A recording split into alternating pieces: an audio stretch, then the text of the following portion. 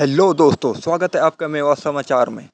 आज कलेजा कांप रहा है यह बताते हुए कि इंसानियत इस कदर गिर सकती है। हरियाणा के पलवल से एक ऐसी खबर सामने आई है जिसने पूरे मेवात और देश को झकझोर कर रख दिया है। एक 20 साल की हंसती खेलती बेटी शगुफ्ता और उसका महज 45 दिन का मासूम बच्चा जुहान, जो अभी ठीक से इस दुनिया को देख भी नहीं पाया था, उन दोनों की बेरहमी से गला घोंटकर हत्या कर दी गई है। और हत्यारा कोई और बाहर का दुश्मन नहीं था, बल्कि वो शख्स था जिस पर शगुफ्ता ने सबसे ज़्यादा भरोसा किया था, उसका अपना पति सोहिल। लेकिन इस खौफनाक वारदात के पीछे की जो वजह सामने आई है, वो सिर्फ एक मर्डर की कहानी नहीं है, बल्कि वो हमारे समाज, हमारी युवा पीढ़ी और ख़ासतौर पर मेवात के नौजवानों में फैलते एक ऐसे जहर की कहानी है जो हंसते खेलते परिवारों को शमशान बना रहा है। वीडियो का अंत तक देखिएगा, क्योंकि आज बात सिर्फ एक केस की नहीं, हमारे समाज को बचाने की है। दोस्तों चलिए अब गहराई से जानते हैं कि 18 अगस्त की उस खौफनाक और काली रात को पलवल के रजपुरा गांव में आखिर क्या हुआ था। सोशल मीडिया, यूट्यूब और खबरों से जो सच सामने आया है, उसे सुनकर किसी भी आम इंसान की रूह कांप जाएगी। शगुफ्ता, जो नूह के सलम्बा गांव की रहने वाली थी, उसकी शादी 2023 में पलवल के सोहिल से हुई थी। शगुफ्ता पढ़ी लिखी थी, लेकिन उसका पति सोहिल ने सिर्फ अनपढ़ था, बल्कि वो नशे का बेहद आदी था। पलवल के रजपुरा गांव में दहेज हत्या का मामला सामने आया है। आरोप है कि ससुराल पक्ष ने विवाहिता शगुफ्ता और उसके 1.5 माह के बेटे जुहान की हत्या कर दी। परिजनों के मुताबिक शादी के बाद से ही ससुराल वाले स्कॉर्पियो की मांग को लेकर उसे प्रताड़ित कर रहे थे। गंदी मारी अगर वैसे मरती हुआ के मतलब यहाँ पे लग जाती, कैसे लगती? और कुछ ना करे वो। कहाँ है चोटें उसको? नहीं, मैं देखी नहीं, पर वो बता रही थी यहाँ पर लगी, यहाँ पे एक बार और मारी जब 17 अगस्त को ही शगुफ्ता को 50,000 रुपए और एसी देकर ससुराल भेजा गया था। 18 अगस्त को उसने फोन कर मारपीट की शिकायत दी थी। 20 अगस्त को दोनों के शव मिले। पुलिस ने पति समेत 11 लोगों पर केस दर्ज कर जांच। शादी के बाद से ही ससुराल वाले दहेज में स्कॉर्पियो कार के लिए शगुफ्ता को बेइंतहा प्रताड़ित कर रहे थे। अभी 15 अगस्त को ही शगुफ्ता को बुरी तरह मारकर घर से निकाल दिया गया था, जिसके बाद 17 अगस्त को दोनों पक्षों में पंचायती समझौता हुआ, जिसमें शगुफ्ता के गरीब माता पिता ने 50,000 नकद और एक एसी देकर अपनी बेटी को इस उम्मीद में वापस भेजा कि शायद अब उसका घर बस जाएगा। लेकिन उन्हें क्या पता था कि वो अपनी बेटी को विदा नहीं कर रहे हैं, बल्कि उसे मौत के कुएं में धकेल रहे हैं। ससुराल लौटने के महज 2 दिन बाद, यानी 18 अगस्त की रात को, सोहिल भारी नशे में धुत होकर घर आता है। आरोपी सोहिल ने खुद पुलिस के सामने वीडियो पर अपना जुर्म कबूल किया है। क्या नाम है आपका? सोहिल। सोहिल गाँव कौन सा है? रजपुरा। रजपुरा। आपने अपनी पत्नी और बच्चे को क्यों मारा? मैं नशे में था।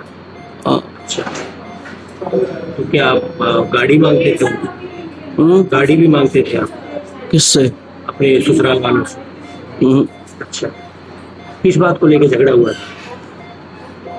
झगड़ा ये था, वो पास नहीं लौटने दे रही थी। अच्छा, कि मैं लौटूंगा, उसी बात पर झगड़ा बढ़ गया हम दोनों। उनको कैसे मारा उसको? दुपट्टा, गला घोट के मारा उसको? हाँ। फिर बच्चे को क्यों मारा? नशे में था तो नहीं पड़ा, वो रो रहा था, उसको भी मार दिया ताकि आवाज ना जाए। तो आपको इतना होश नहीं था कि आप अपने बच्चों को मार रहे हो?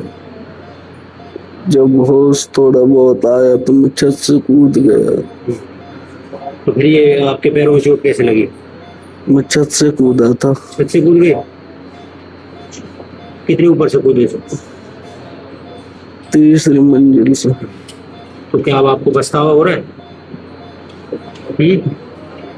हाँ। आपने अपनी पत्नी और बच्चे को मार दिया।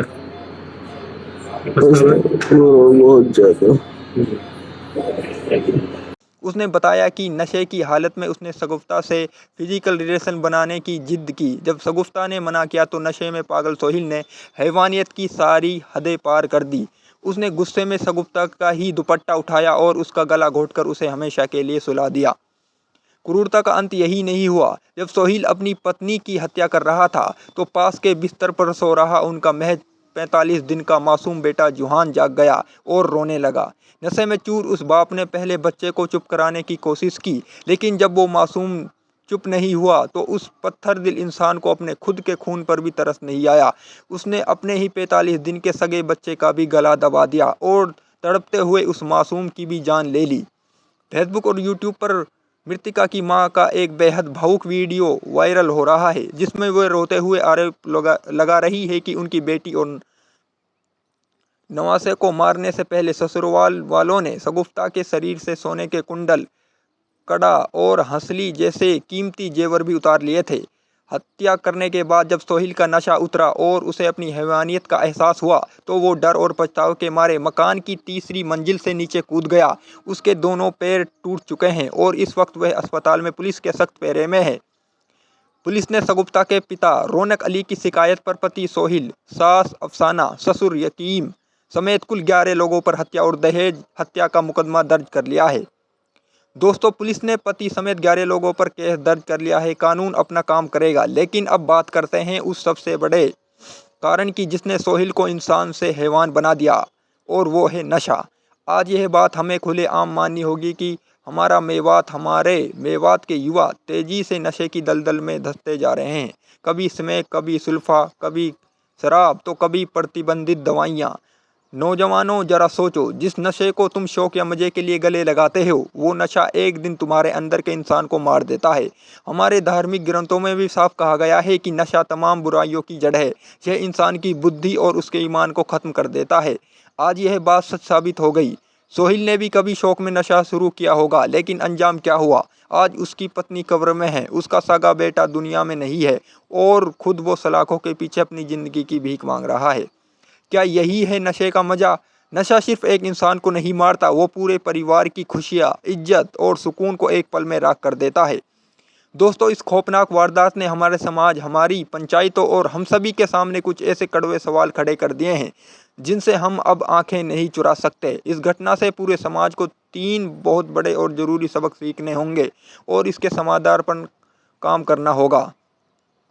पहला सबक, माता पिता अपनी जिम्मेदारी से ना भागें।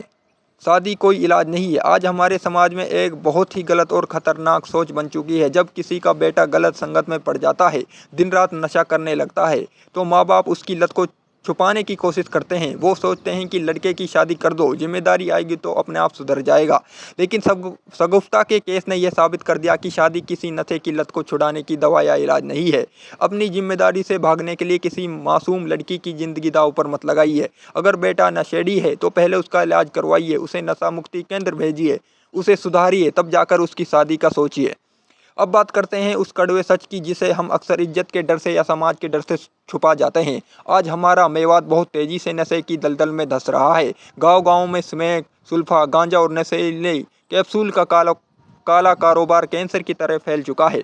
सबसे डरावनी बात यह है कि 15 से 25 साल के युवा इसके सबसे बड़े शिकार हो रहे हैं। लेकिन यहाँ सबसे बड़ा सवाल और सबसे तीखा तंज उन लोगों पर हैं जो इस तबाही के असली जिम्मेदार हैं। आखिर मेवात में यह नशा आ कहाँ से रहा है?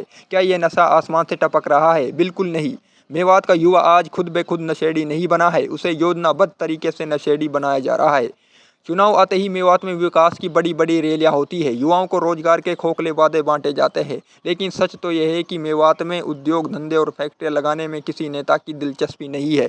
जब युवाओं के पास रोजगार नहीं होगा, जब उनके हाथ खाली होंगे, तो खाली दिमाग शैतान का घर बनेगा ही।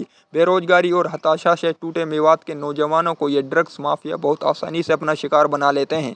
नेताओं को सिर्फ मेवात के वोट से मतलब है। मेवात का युवा नशे में बर्बाद हो रहा है या उसकी अगली पीढ़ी तबाह हो रही है, इससे ऐसी गाड़ियों में घूमने वाले इन सियासतदानों को कोई फर्क नहीं पड़ता।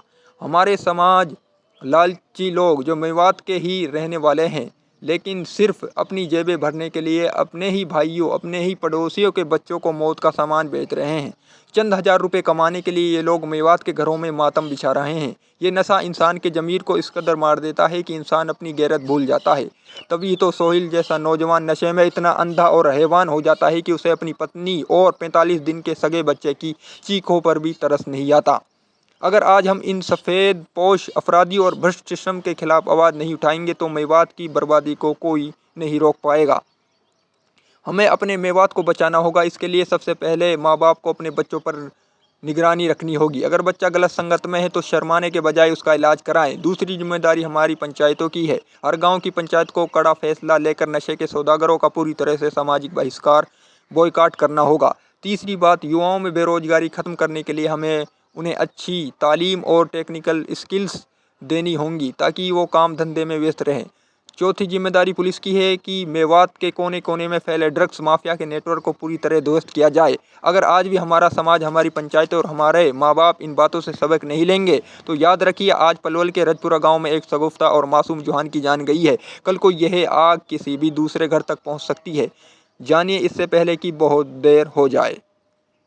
हम दुआ करते हैं कि हमारी बहन शगुफ्ता और मासूम जुहान को अल्लाह ताला जन्नत नसीब अता फरमाए और उनके परिवार को सब्र जमील दे। हमारी पलवल पुलिस और प्रशासन से भी गुजारिश है कि इस मामले में फास्ट ट्रैक कोर्ट के जरिए दोषियों को कड़ी से कड़ी सजा दी जाए। दोस्तों, इस वीडियो को सिर्फ एक खबर की तरह मत देखिएगा, इसे मेवात के हर उस नौजवान तक पहुंचाइए जो गलत रास्ते पर जा रहा है, ताकि वो समय रहते संभल सके। वीडियो को शेयर जरूर करें और अपनी राय कमेंट बॉक्स में लिखें। देखते रहिए मेवात समाचार। जय हिंद, जय भारत, खुदा हाफिज़।